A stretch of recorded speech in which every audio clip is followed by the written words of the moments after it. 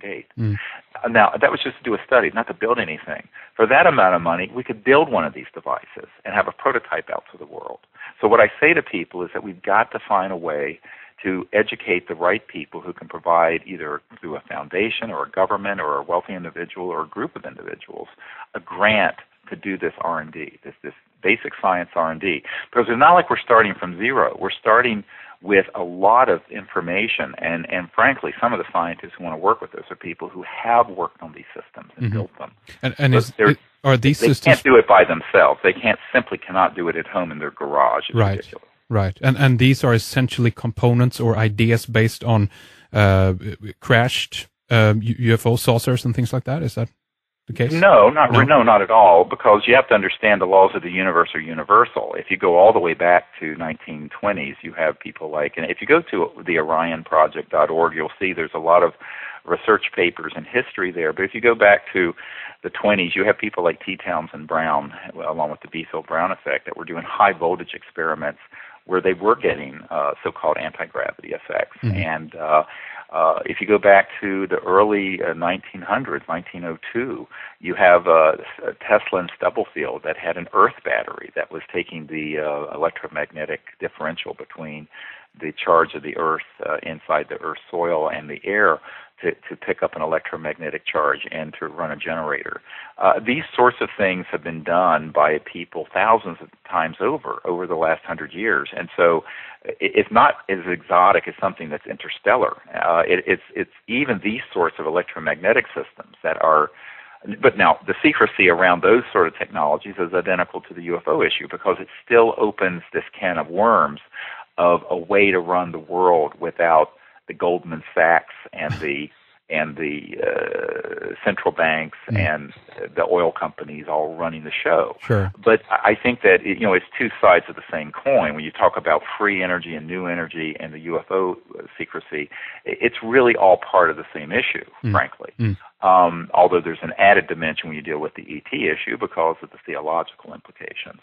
But I think we have to understand that the sciences and technologies are already in existence.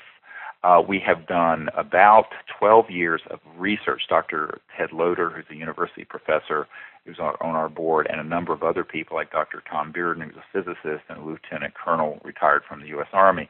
We've put together the documents, and we put together the science and the research so that a team of people adequately in a properly equipped lab brought together, and I mean not hundreds of people, but maybe a dozen scientists, and physicists, and electromagnetic engineers, and what have you, would be able to come up with something, I believe, within 1 to 2 years that would completely replace the internal combustion engine, oil, gas, coal, and nuclear power.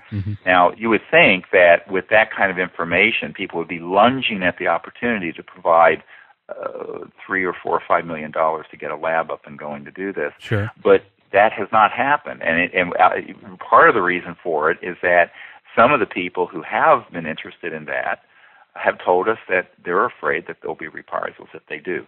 I think that it would be easier if there were 100,000 people who each gave $50 to the Orion Project. Right. You see what I'm saying? Yep. But that requires people taking an interest in networking this, because it's much more likely you can get 100,000 people to do $50 apiece as a contribution to open this laboratory than you're going to have one person write a check of that amount. Because if they're that wealthy, it's also possible that they might be approached and be warned away from doing it. We just had this happen, by the way. I have to say, one of the tragedies of the last 30 days that you don't know about, but I'm going to talk about it here as well, is that we had 3 scientists who were top secret scientists who had agreed to bring out these technologies with us, who've actually built these things. Okay. I mean, I'm talking about folks who've done work for all the 3-letter agencies, if you get my drift. And we've been meeting with them for a couple of years.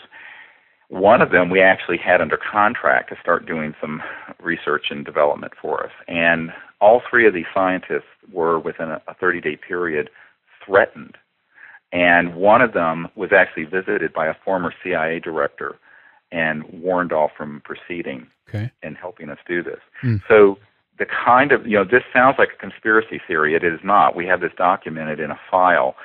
we're not going to go into it publicly at this point, but if anything were to happen to my team, it would hit the internet, frankly. Yeah.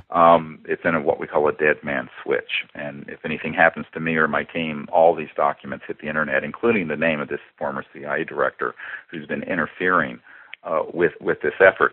But, these kind of scientists they're brilliant, but they're not people who are leaders. They've been cogs in a big machine, and their pensions are dependent on that machine, right, and everything else. And so what the public has to understand is that the OrionProject.org, as well as DisclosureProject.org, has got to have the support of the public in order to proceed. We've kind of gone as far as we can. Dr. Jan Bravo, who's on our board of the OrionProject.org, has donated hundreds of thousands of dollars and has done enormous work. She's recently retired from her medical career. She's also an emergency doctor like I am, to work full-time with me. But, we've sort of reached the limit of what we can do as just little individuals, because we're not rich and powerful people. But what we have found is that if the public were to get involved and network these ideas to the right people, right, I think rather quickly we could get the funding in place to do this.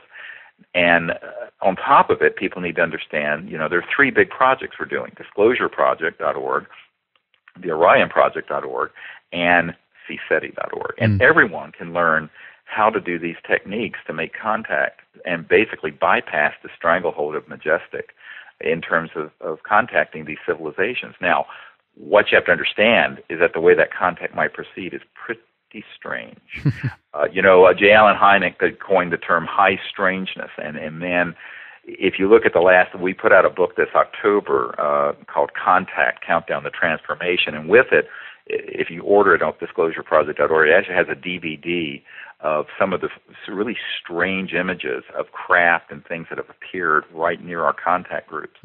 And people are going to be pretty amazed, because it isn't quite out of Hollywood. It's more bizarre than that. And what you're dealing with are civilizations, because they go faster than the speed of light, can be superimposed in space-time right over your house or right in your backyard. You won't see it with the naked eye, but there'll be all kinds of strange electromagnetic effects that'll start happening. And so while we have had these craft fully materialize, they do it very briefly, I think, because usually, for example, last time we had a craft fully materialize in England, the hillside above which it appeared was swarming with helicopters and jets within about 10 or 15 minutes. So these things are picked up by satellite systems, and it becomes a rather dangerous situation. But there are other ways that they can make contact where they sort of stay beyond the crossing point of light, the veil of light, as it were, in these trans-dimensional forms. And this gets into the whole discussion of if you speed up a spacecraft and everyone in it beyond the speed of light, what is that? What form is that in? Yeah. And this gets into some rather odd stuff. It almost becomes shamanic, but in terms of the discussion. And this is where you have to have a deep understanding of consciousness and what I call the ancient Vedic tradition of siddhis, the SIDDHIS, these strange ways that forms appear and dematerialize and rematerialize, because any civilization that goes faster than the speed of light, a priori, by definition, are not going to be using 21st century Earth sort of technologies. Right. Their communication systems have to go faster than the speed of light, and so do their transportation systems. And so you start dealing with a whole multiverse, as it were, of trans-dimensional, interdimensional reality. And this is what we teach people in these contact events. And it's not that hard to understand. It's something everyone should have known by the 1950s. But again, this information has been suppressed both by religious leaders as well as scientific leaders, because they want the people just to be ignorant of these things. And through their ignorance and fear, they can control them. Absolutely.